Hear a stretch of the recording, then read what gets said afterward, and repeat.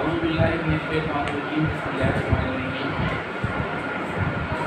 की क्लास में जो आज हम पढ़ने जा रहे हैं वो है बैलेंसिंग ऑफ इक्वेशन का टॉपिक। लास्ट टाइम मैंने बता दिया था कि what is chemical equation. Chemical equation किसे कहते हैं, वर्डिंग में जो है अगर एक स्टेटमेंट लिखा हुआ है तो उसको इक्वेशन में कैसे कन्वर्ट करते हैं ये भी मैंने आप लोगों को बता दिया था।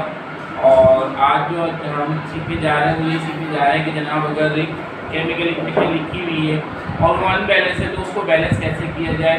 तो उसके लिए सबसे पहले कुछ रूल्स मैं आपको दिखाना चाहूँगा। जो रूल्स मैंने लिखे हैं वो आप लोग अपने पास अगर चाहें तो पढ़ भी रहा हूँ, अगर मेरे साथ साथ कोई लिखना चाहे तो मेरे साथ साथ लिखने नो प्रॉब्लम।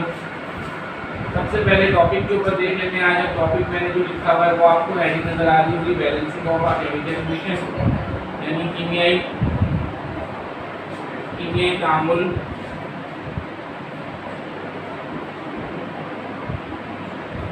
कीमियाई तामुल जो है एक जब फॉर्मूला होता है तो उसमें एक केमिकल इक्वेशन की मदद से कीमियाई मसावात की मदद से उसको ज़ाहिर किया जाता है। तो उसको बैलेंस कैसे करते हैं ना, तो आज का ये टॉपिक जो है आज हम वो डिस्कस करने जा रहे हैं और उसके हवाले से कुछ रूल्स भी आपको बता देता हूँ। उसके बाद चंद इक्वेशन में आपको बैलेंस करके भी दिखा दूँगा। सो it will make easier for you. तो आप फिर उसके बाद अपने पास भी आसानी से कर सकते हैं। तो रूल नंबर 1 जो है वो ये कहता है जनाब, right the given formula for all reactants on the left hand side and the formula of products on right hand side। Means that कि जब कीमियाई तामुल हो रहा है तो आपने दो चीज़ों को जो है वो गौर करना है, दो चीज़ों पर गौर करना है कि जनाब रिएक्टेंट्स क्या है, प्रोडक्ट क्या है। तो रिएक्टेंट्स के बारे में पहले भी बताया जा चुका है और अगर किसी ने नहीं सुना, किसी के ध्यान में नहीं है तो मैं दोबारा बता दूँ। रिएक्टेंट्स उन एलिमेंट्स को कहते हैं जो रिएक्शन में हिस्सा ले रहे हैं और एक प्रोडक्ट की तैयारी में इस्तेमाल हो रहे हैं, उन्हें हम रिएक्टेंट्स बोलते हैं। उर्दू में इसको कहते हैं मुतामलात। एक कीमियाई तामुल में जो चीज़ें हिस्सा ले रही हैं उन चीज़ों को मुतामलात कहते हैं। The elements which are taking the part in the chemical reaction, those elements are called reactants. उसके बाद जब रिएक्शन हो जाता है, एक चीज़ हमें हासिल हो जाती है, उस हासिल होने वाली चीज़ को प्रोडक्ट बोलते हैं।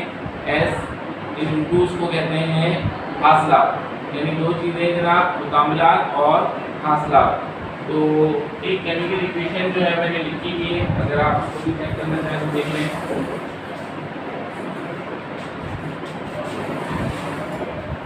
केमिकल इक्वेशन जो मैंने लिखी हुई है इसमें एक रिएक्शन हो रहा है, इसमें नाइट्रोजन और हाइड्रोजन दो रिएक्टेंट्स हैं, आपस में रिएक्शन कर रहे हैं, यानी नाइट्रोजन और हाइड्रोजन दोनों आपस में रिएक्शन कर रहे हैं। और रिएक्शन करने के बाद ये एक प्रोडक्ट बना रहे हैं जिसका नाम है अमोनिया। NH3 फार्मूला लिखा हुआ है। All of you know very well that कि हम लोग नाम नहीं लिखते हैं, वर्डिंग नहीं लिखते हैं in the chemical equation, only the formula are written. फार्मूले लिखे जाते हैं तो फार्मूला लिख दिया NH3 का, लेकिन आपको ये डिजाइन मशीन रखनी है कि NH3 किसका फार्मूला है। NH3 is the formula of ammonia. और इसको बैलेंस कैसे करना है वो मैं बाद में बताएंगे आपको। पहले हम रूल नंबर 2 की जानिब चलते हैं। रूल नंबर 1 मैंने आपको बता दिया, इसमें क्या बात बताई जा रही है। रूल नंबर 2 जो है उसमें हमें बताया जा रहा है mention the number of atoms on both sides of chemical equation, यानी नंबर ऑफ एटम्स जो हैं वो केमिकल इक्वेशन के दोनों साइड्स पे आपको लिखने हैं। नंबर ऑफ एटम्स से मुराद ये है कि जनाब कितने एटम्स हिस्सा ले रहे हैं, कितने एटम ने टेक पार्ट किया केमिकल इक्वेशन में, कितने एटम ने हिस्सा लिया और उनकी जो मुनासिब तादाद हमें बताई गई है, समझाई गई है, लिखी गई है, वो आपको ज़रूर मेंशन करनी है। अगर आप वो मेंशन नहीं करेंगे तो how will you come to know that कि आपको बैलेंस क्या करना है। जब आप नंबर ऑफ एटम्स की मुनासिब तादाद लिख देंगे so it will easy for you that to balance the equation. Point number 3 की जानिब हम चल रहे हैं। पॉइंट नंबर 3 में आपको बताया जा रहा है if the number of atoms appear more on one side then the other balance the equation by inspection method. Rule number 3 बड़ा आसान है। वो कह रहे हैं नंबर ऑफ एटम्स अगर ज़्यादा नज़र आ रहे हैं किसी एक साइड पर हमें, तो फिर आपको जो इक्वेशन बैलेंस करनी है वो इंस्पेक्शन मेथड से करनी है। और ये इंस्पेक्शन मेथड जो है इसी को आज हम फॉलो कर रहे हैं। बैलेंसिंग ऑफ इक्वेशन के एक से ज़्यादा तरीके हैं, लेकिन जो आज हम फॉलो कर रहे हैं, आज हम आपको समझा रहे हैं, बता रहे हैं, उसका नाम है check and balance method. What is check and balance method? The check and balance method is that in which reactants and products are first checked and then we have to balance.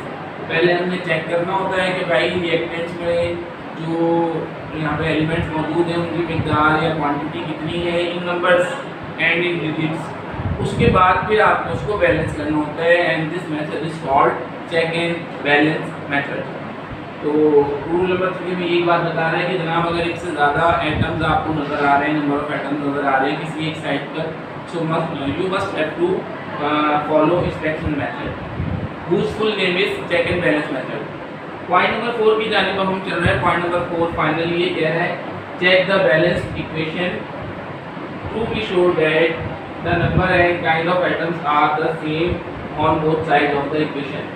Finally आपको ये check करना है कि balance equation जो है, जो equation balance हो चुकी है यानी दोनों जानिब उसकी जो मिकदार है वो बराबर हो चुकी है नंबर ऑफ एटम्स की या मॉलिक्यूल्स की। तो बैलेंस होने के बाद आपको एक चीज़ और देखनी है कि जनाब जो काइंड ऑफ एटम्स हैं वो सेम है दोनों जानिब, यानी एटम तो नहीं कहीं बदल दिया आपने, लेफ्ट साइड पर आपको क्लोरीन लिखा हुआ मिल रहा था, राइट साइड पर आपने कार्बन लिख दिया, ऐसा कभी पॉसिबल नहीं होता। और आप लोगों को इस चीज़ को ध्यान में रखना है कि जनाब बैलेंस इक्वेशन हो या ना हो, लेकिन नंबर ऑफ एटम्स जो है वो देखते हुए जब हम चलेंगे तो हमने ये चीज़ ध्यान में रखनी है कि हमारे पास जो काइंड ऑफ एटम्स हैं वो चेंज ना हो। You are not allowed to change the kind of atoms because जो जाहिर सी बात है रिएक्टेंट्स हिस्सा ले रहे हैं एक तामुल में केमिकल रिएक्शन में, होगी तो प्रोडक्ट बनाएंगे, तो उनका नाम कैसे चेंज हो सकता है। हाँ, क्वांटिटी बिल्कुल अलबत्ता चेंज हो सकती है लेकिन उनका नाम कभी चेंज नहीं हो सकता, इसलिए ये बात यहाँ बताई जा रही है। You are not allowed to change the kind of atoms. अब मैं आपको कुछ इक्वेशंस जो हैं वो बैलेंस करके दिखाऊंगा and please remember that today is the last topic of chapter number 2। In the next class you will be study chapter number 3 and chapter number 3 क्या है, उसमें कौन कौन सी चीज़ें वो इंशाल्लाह नेक्स्ट क्लास में मैं बताऊंगा आपको। एक चीज़ ध्यान में रखिए, 2 चैप्टर्स आपके कंप्लीट हो चुके हैं, ये दोनों चैप्टर्स आपको याद भी कर लेने हैं। आज की जो चीज़ है वो याद करने वाली नहीं है, समझने वाली है, इसको समझ लीजिएगा। हाँ, लिख लीजिएगा ज़रूर अलबत्ता, क्योंकि जाहिर सी बात है आपके पास रिटन फॉर्म में सारा काम होना चाहिए। याद करने के हवाले से जितने भी टॉपिक्स आपको पिछले पढ़ाए गए हैं वो सारे याद करने हैं, लिखने भी हैं। आज का जो टॉपिक है वो अच्छी तरह समझ लें और लिख लें, इस तरह समझ लें कि अगर मैं कल को आपको मज़ीद कोई इक्वेशन दूँ तो आप उसको फिर टैली करते हुए चेक एंड बैलेंस मेथड के ज़रिए बैलेंस कर सकें, क्योंकि पेपर में ये इम्तहान में ये सवाल कई सालों से पिछले आ रहा है और जाहिर सी बात है जब ये पिछले कई सालों से आ रहा है तो इंशाल्लाह आपके भी अटेम्प्ट में ज़रूर आएगा, और जब आएगा तो जाहिर सी बात है आपको करना भी होगा अटेम्प्ट। और ये एक ऐसा सवाल है कि जिसमें मार्क्स डिडक्ट नहीं होते, you will get full marks. ये एक ऐसा सवाल है जिसमें आपके राइटिंग के नंबर भी नहीं कटते हैं, तो जाहिर सी बात है फिर मैं चाहूँगा कि आप सब लोग इस चीज़ को ज़रूर अटेम्प्ट करें, इस सवाल को ज़रूर अटेम्प्ट करें इन फाइनल एग्जाम। और आज हम चलते हैं अपनी फर्स्ट इक्वेशन की बैलेंसिंग की जानिब। तो फर्स्ट इक्वेशन जो आपको मैंने अभी बताई थी पढ़ के, वही है नाइट्रोजन और हाइड्रोजन जो है आपस में रिएक्ट कर रहे हैं और अमोनिया गैस बना रहे हैं। आप लोगों को स्क्रीन पे नज़र आ रहा होगा, मुझे ज़रा एक दफ़ा बता दें सबको नज़र आ रही है इक्वेशन लिखी हुई बेटा, इक्वेशन लिखी हुई नज़र आ रही है। सब लोग एक साथ यस सर बोलेंगे, सिर्फ एक बच्ची की आवाज़ आई है, बाकी की आवाज़ मुझे नहीं आई है। जो बाकी बच्चे हैं वो भी ज़रा एक दफ़ा बता दें। सबको इक्वेशन लिखी हुई नज़र आ रही है बेटा? ओके, तो सबसे पहले आपने एक चीज़ नोट करनी है कि जो हमें इक्वेशन दी गई है हमने उसको फौरी तौर पर बैलेंस नहीं करना, हमने नंबर ऑफ आइटम्स की क्वांटिटी शो करनी है कि दिए गए सवाल में अनबैलेंस क्या चीज़ है वो नज़र आ जाए। तो आप एक तरफ हेडिंग डालेंगे रिएक्टेंट्स की, एक तरफ हेडिंग डालेंगे प्रोडक्ट्स। रिएक्टेंट्स प्रोडक्ट्स नजर आ रहा है सबको? रिएक्टेंट्स प्रोडक्ट्स नजर आ रहा है बेटा सबको? अच्छा, रिएक्टेंट्स में क्या मौजूद है? Nitrogen, hydrogen. मैंने अभी लिख दिया, क्वांटिटी नहीं लिखी है मैंने, आप ये चीज देख लें, सिर्फ मैंने अभी उनके नाम लिखे हैं, सिंबल्स। प्रोडक्ट्स में भी आप देख सकते हैं nitrogen, hydrogen. I did not right the quantity, clear? अच्छा, अब हम इनकी क्वांटिटी लिख रहे हैं। क्वांटिटी लिखने से पहले एक चीज़ मैं आपके जहन में लाना चाहता हूँ, वो बड़ी अहम चीज़ है कि आप जब क्वांटिटी लिखेंगे तो वो किस मेथड से लिखेंगे वो भी मैं बता दूँ आपको। उसके लिए एक एग्जाम्पल मैंने लिख के रखी है पहले से, आपको लिखा हुआ नजर आ रहा होगा अपनी स्क्रीन पे 5s2 लिखा हुआ नजर आ रहा है।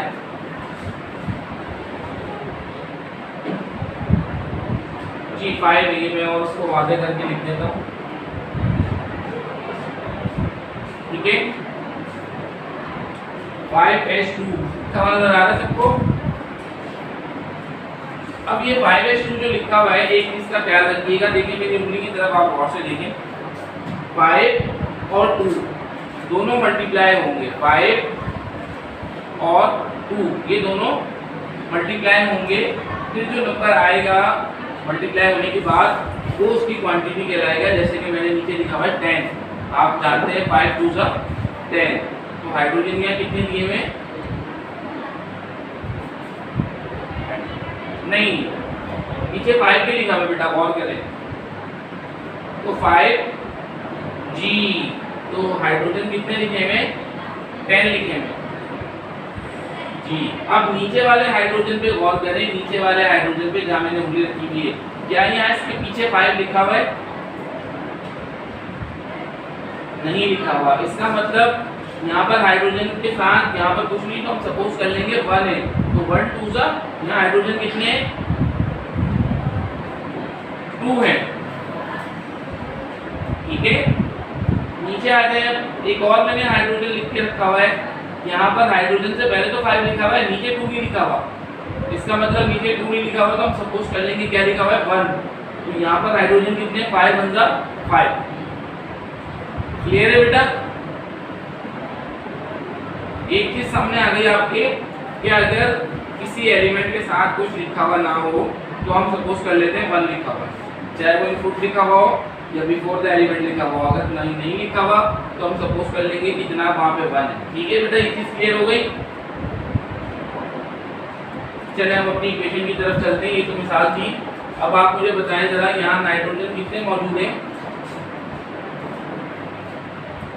2 मौजूद है बेटा, क्योंकि नाइट्रोजन से पहले कुछ नहीं है। हम सपोज कर लेंगे 1 2 जा 2। नाइट्रोजन कितने हैं यहाँ पर? 2।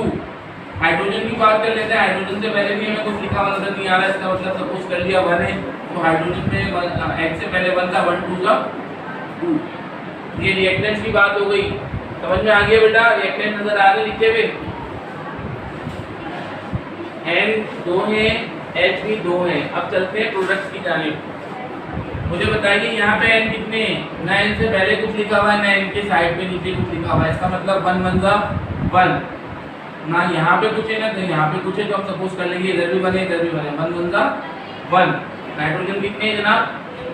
1। उसके बाद हाइड्रोजन की बात कर लेते हैं। N और H के बीच में प्लस नहीं लगा हुआ, इसका मतलब N और H जुड़े हुए हैं।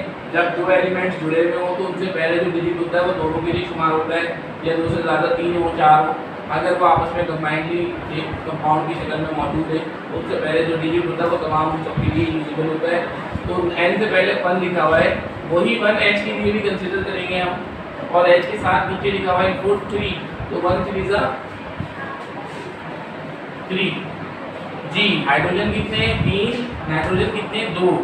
अब आप मुझे जरा देख के बता दें अनबैलेंस क्या है। यहाँ पर N2 है, यहाँ पर N1 है, यहाँ पर H2 है, यहाँ H3 है। जी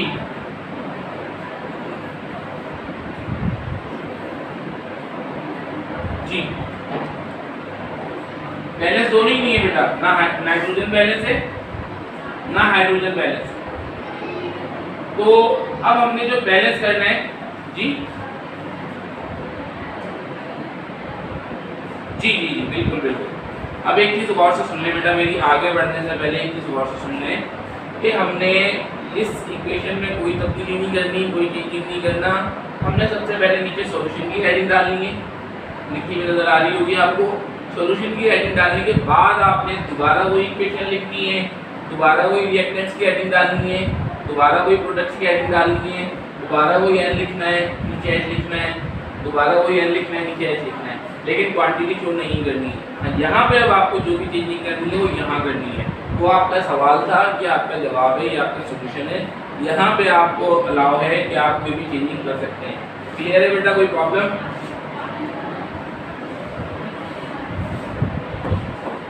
सब लोग जल्दी जल्दी बोल दिया करें ताकि फिर मैं आगे बढ़ जाऊं। सब लोगों को क्लियर है यहाँ तक? जी। तो अब आपने अभी खुद मुझे बताया कि दोनों चीज़ें बैलेंस नहीं है, ना नाइट्रोजन ना हाइड्रोजन। तो सबसे पहले हम नाइट्रोजन बैलेंस करने की कोशिश करेंगे। आपको पता है कि रिएक्टेंट में हमारे पास नाइट्रोजन कितने थे? 2। ठीक है, तो हम प्रोडक्ट में भी जाहिर सी बात है यही चाहेंगे कि नाइट्रोजन 2 हो जाए। और नाइट्रोजन 2 कैसे हो जाए उसके लिए हम जाहिर सी बात है यहाँ पे कुछ भी नहीं लगा सकते हैं, ना इस 3 की जगह 4 लिख सकते हैं, 5 लिख सकते हैं, ना 2 लिख सकते हैं, ना नाइट्रोजन के साथ यहाँ 1 की जगह कुछ और लिख सकते हैं। यहाँ पे आपको अलाउ है, आप कुछ भी लिख सकते हैं, 4 लिख सकते हैं, 6 लिख सकते हैं, 3 लिख सकते हैं, 2 लिख सकते हैं। तो जाहिर सी बात है आपको रिएक्टेंट्स में नाइट्रोजन 2 मिले थे। यहाँ पे अगर मैं 2 लगा दूंगा तो नाइट्रोजन के साथ लिखा हुआ कुछ भी नहीं है यहाँ पे, तो इसका मतलब 1 और 2 अंदर नाइट्रोजन कितने हो जाएंगे? 2। ये प्रॉब्लम बेटा? नाइट्रोजन बैलेंस हो गया आपके सामने, लेकिन एक गड़बड़ हो गई। वो क्या गड़बड़ है वो भी गौर कर लेते हैं। वो गड़बड़ ये हुई कि 2 जो मैंने लगाया वो हाइड्रोजन के साथ मल्टीप्लाई हो गया, 2 3 6। अब हाइड्रोजन कितने हो गए? 6, जबकि ऊपर कितने थे? 3। No problem. अब हम इस 6 को रिएक्टेंट में बैलेंस करने की कोशिश करेंगे, क्योंकि हमारी एक चीज़ तो बैलेंस हो चुकी है ना। हमारी कोशिश होती है सबसे पहले एक एलिमेंट को बैलेंस कर लें, अदर देन जो फिर दूसरे एलिमेंट्स होते हैं उनके ऊपर हम गौर कर लेते हैं। अगर वो यहाँ प्रोडक्ट में बैलेंस नहीं हो रहे तो आप उनको रिएक्टेंट में भी बैलेंस करने की कोशिश करते हैं। तो अब आप लोग मुझे बताएं यहाँ पे मैं कौन सा डिजिट लगाऊँ जिसका हाइड्रोजन 6 हो जाए? 1 तो ऑलरेडी लगा हुआ है, 1 तो आप लगा नहीं सकते क्योंकि कुछ नहीं लिखा हुआ तो 1 ही होता है। अगर मैं 2 लगाता हूँ, 2 2 4, मुझे हाइड्रोजन कितने चाहिए? 6। तो वेरी गुड, वेरी गुड। 3 किसने बोला है? नाम बताया आपने? सोहेबा ने बोला है। Soheba, you have given the right answer. 3 मैंने लगा दिया। 3 2 हाइड्रोजन कितने हो गए बेटा? 6। अब अगर आप गौर करें रिएक्टेंट पर, पहले रिएक्टेंट की बात होगी, नाइट्रोजन 2 है, प्रोडक्ट में भी आके चेक कर लें नाइट्रोजन 2 है, रिएक्टेंट में हाइड्रोजन 6 है, प्रोडक्ट में भी आप चेक कर लें हाइड्रोजन 6 है। और जो पॉइंट नंबर 4 था हमारा बैलेंसिंग ऑफ इक्वेशन के रूल्स का, तो यही बता रहा था कि काइंड ऑफ एटम चेंज नहीं होती। तो आप देख सकते हैं यहाँ पर भी नाइट्रोजन है, यहाँ पर भी हाइड्रोजन है, यहाँ पर भी नाइट्रोजन है, यहाँ पर भी हाइड्रोजन है। We did not change the kind of atoms. तो ये आपकी बैलेंस ऑफ इक्वेशन की जो क्लास थी उसमें पहली इक्वेशन कंप्लीट हो गई। कोई प्रॉब्लम बेटा? मैं आप लोगों को एक और इक्वेशन बैलेंस करके बताता हूँ ताकि मज़ीद कुछ चीज़ें हैं वो क्लियर हो जाएं। आप लोगों को सिर्फ मैं खुद से बैलेंस करने के लिए नहीं दूंगा इक्वेशन, तो आप लोगों को बैलेंस करनी होगी। आप लोगों की बुक में मौजूद है, एक सवाल मैं भी बता दूँगा। सबसे पहले मैं लिख दूँ इक्वेशन।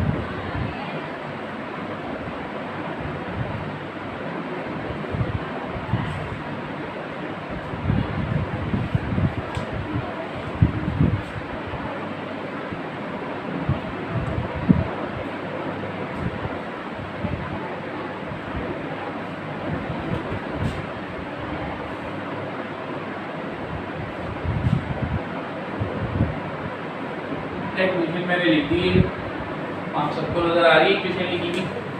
इक्वेशन नंबर 2 लिखी हुई नजर आ रही है आप सबको? जी, बड़ी कॉमन सी इक्वेशन लिखी है, बड़ी आसान सी इक्वेशन लिखी है। और ये रिएक्शन आप लोगों ने 8th क्लास में पढ़ा था। और समझाया भी था मैंने आपको, अगर नहीं समझा फिर तो कोई मसला नहीं है, मैं दोबारा बता देता हूँ। Water is a common thing on the earth and basic unit of life के लिए ये बड़ा ज़रूरी है, जिंदा रहने के लिए बड़ा ज़रूरी है। तो उसी की फॉर्मेशन मैंने लिखी है। हाइड्रोजन और ऑक्सीजन जब आपस में रिएक्ट करते हैं, अभी मैं इक्वेशन नहीं पढ़ रहा हूँ, मैं वर्डिंग पढ़ के बता रहा हूँ आपको, पहले उर्दू में फिर इंग्लिश में फिर इक्वेशन बताऊँगा। हाइड्रोजन और ऑक्सीजन जब आपस में रिएक्ट करते हैं तो रिएक्ट करने के बाद वो क्या बना लेते हैं जनाब, पानी। इंग्लिश में इसी को मैं अब आपको डिफाइन करके बताता हूँ, इंग्लिश में कैसे लिखेंगे wording. When hydrogen reacts with oxygen it produces water. और एक बड़ी अहम बात ये ध्यान में रखिएगा, water is not called in water in the language of chemistry, it is called aqua. पानी को केमिस्ट्री की लैंग्वेज में पानी नहीं बोलते हैं, बल्कि एक्वा बोलते हैं, जिसके लिए सिंबल यूज होता है एक यू का। खैर यहाँ पर तो ना वाटर लिखा हुआ है ना एक्वा लिखा हुआ है, वाटर का फार्मूला लिखा हुआ है जनाब H2O। तो ये अगर हम पहले गौर करें इस पर कि जनाब इसमें अनबैलेंस क्या है, उसके लिए मैं लिखना पड़ेगी नंबर ऑफ एटम की क्वांटिटीज़। तो हाइड्रोजन मुझे बताएं, हाइड्रोजन से पहले कुछ भी लिखा हुआ नजर नहीं आ रहा होगा आपको, तो इसका मतलब सपोज कर लिया जाएगा 1 है। 1 2 द हाइड्रोजन कितने हैं जनाब, 2। मेरे साथ साथ बोलते रहा करें, हाइड्रोजन कितने, 2। ऑक्सीजन के बारे में बताएंगे जरा, ऑक्सीजन कितने, ऑक्सीजन भी 2 है, वेरी गुड। अब अगर प्रोडक्ट की बात कर लें तो मुझे बताएं हाइड्रोजन कितने हैं, नजर आ रहे हैं लिखे हुए, वेरी गुड। ऑक्सीजन कितने, नहीं नहीं नहीं नहीं, ऑक्सीजन गलत बता दिया आपने। क्या ऑक्सीजन के लेफ्ट साइड पे, सॉरी राइट साइड पे नीचे कुछ लिखा हुआ है, ये यहाँ पे मैं क्वेश्चन मार्क डाल रहा हूँ, यहाँ पे कुछ लिखा हुआ है, नहीं लिखा हुआ, इसका मतलब ऑक्सीजन, ऑक्सीजन के साथ यहाँ कुछ नहीं लिखा हुआ, इसका मतलब 1 है। और हाइड्रोजन से पहले भी कोई नंबर नहीं लिखा हुआ, इसका मतलब वहाँ भी 1 है, तो 1 बनता ऑक्सीजन कितने, 1। अब आप जरा मुझे ये देख के बताएं अनबैलेंस क्या चीज़ है यहाँ पर, हाइड्रोजन बैलेंस है बेटा, हाँ वेरी गुड, ऑक्सीजन अनबैलेंस है। हाइड्रोजन आपके सामने देख सकते हैं, रिएक्टेंट में भी 2 है, प्रोडक्ट में भी 2 है, but the quantity of hydrogen is not same in the reactant और इन द प्रोडक्ट। यहाँ पर रिएक्टेंट में ऑक्सीजन 2 है, जबकि प्रोडक्ट में ऑक्सीजन 1 है, तो जाहिर सी बात है अनबैलेंस है। एक क्वांटिटी भी अगर बैलेंस नहीं है तो अनबैलेंस कराएंगे इक्वेशन। तो मैंने आपको पहले बता दी थी ये बात कि आपने वहीं पर दोबारा से नहीं लिखना, बल्कि आपने सोल्यूशन की हेडिंग डाल के उसके नीचे दोबारा से जो है वो इक्वेशन लिखनी है, और जो भी तब्दीली आपने लानी है नंबर्स की शक्ल में बैलेंस करने के लिए वो यहाँ पे लानी। तो आपको एक चीज़ और मैंने बता दी थी पहले कि सबसे पहले एक चीज़ पर गौर करते हैं, उसको बैलेंस करने की कोशिश करते हैं। तो यहाँ पर मैं ऑक्सीजन को बैलेंस करने के लिए कोशिश करता हूँ कि यहाँ पे मैं अगर 2 लगा दूँ तो जाहिर सी बात है ऑक्सीजन कितने हो जाएंगे, 2 × 2, ऑक्सीजन 2 हो गए बेटा। यहाँ पर भी कितने थे, 2, बात समझ में आ रही है, ऑक्सीजन बैलेंस हो गया। लेकिन प्रोडक्ट्स में हाइड्रोजन की तादाद बिगड़ गई, जो पहले थी वो नहीं रही। हाइड्रोजन को बताएगा कितने हो गए, वेरी गुड, हाइड्रोजन कितने हो गए, 2 × 4। तो अब हम जाहिर सी बात है, मैंने बताया था प्रोडक्ट में अगर कोई गड़बड़ हो जाए तो उसको रिएक्टेंट में बैलेंस करते हैं। रिएक्टेंट में आप मुझे बताएं अगर मैं यहाँ 2 लगा दूँ तो क्या हाइड्रोजन 4 नहीं हो जाएंगे, बिल्कुल हो जाएंगे ना जी। अब आप जरा गौर करें इक्वेशन बैलेंस हो चुकी है या नहीं, hydrogen 4 hydrogen 4, oxygen 2 oxygen 2, balance, नीचे लिखते बैलेंस, ठीक है बेटा। एक इक्वेशन में आप लोगों को लिखवा रहा हूँ, ये आपने खुद अभी बैलेंस करनी है, क्लास के पास बैठ जाइएगा इसको बैलेंस करने के लिए। अगर हो जाए तो भी मुझे बता दीजिएगा, नहीं हो तो भी नेक्स्ट क्लास में बता दीजिएगा, ताकि मैं बैलेंस करवा दूँ। ये ज़रा अपने पास लिख लें, आप लोगों की स्क्रीन पे लिखा हुआ नजर आ रहा होगा जो मैं लिख रहा हूँ।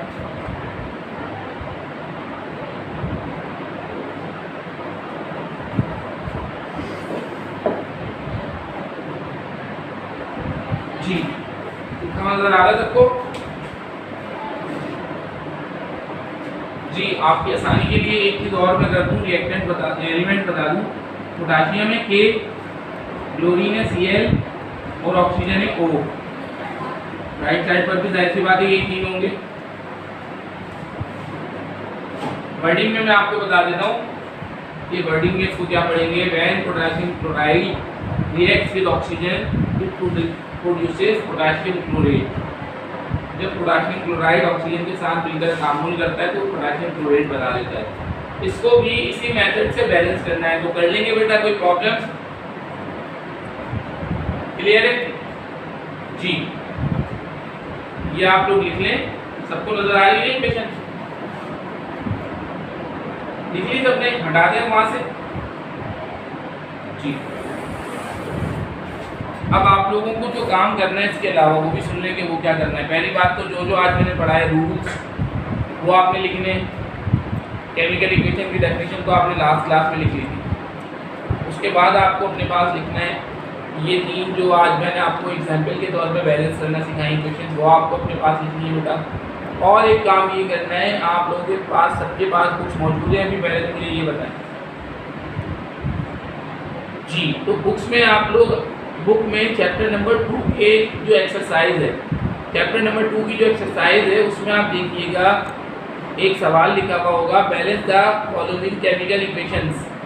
वो जो balance the following chemical equations लिखा हुआ है वो आपने सवाल अटेम्प्ट करना है। 5 से 6 इक्वेशंस में होंगी, इनके अलावा वो भी आपने बैलेंस कर लेनी है। एक्सरसाइज की हेडिंग डाल के, and if you face any kind of problem when balance the equation, तो आप लोग मुझसे फ्रीली सवाल कर सकते हैं at the time of next class. मैं आपको डिस्क्राइब कर दूंगा कि जनाब ये जो बैलेंस दी हुई है कैसे होगी, फिर वो मज़ीद आपको उसमें आसानी पैदा कर देगी। लेकिन बहरहाल आज की क्लास में जो सीखा हमने वो बैलेंसिंग ऑफ इक्वेशन का एक अहम टॉपिक भी था, वो सीखा। और आपको पहले भी बताया जा चुका है ये याद करने वाला नहीं बल्कि समझने वाला टॉपिक है। तो इसको समझ लिया आप लोगों ने अच्छी तरह से, इसको लिख भी लीजिएगा और जो काम दिया है वो भी कर लीजिएगा। और कोई प्रॉब्लम हो तो आप लोग उससे इन द नेक्स्ट क्लास सवाल कर सकते हैं। ओके बेटा, okay, class has been ended. अल्लाह हाफिज़।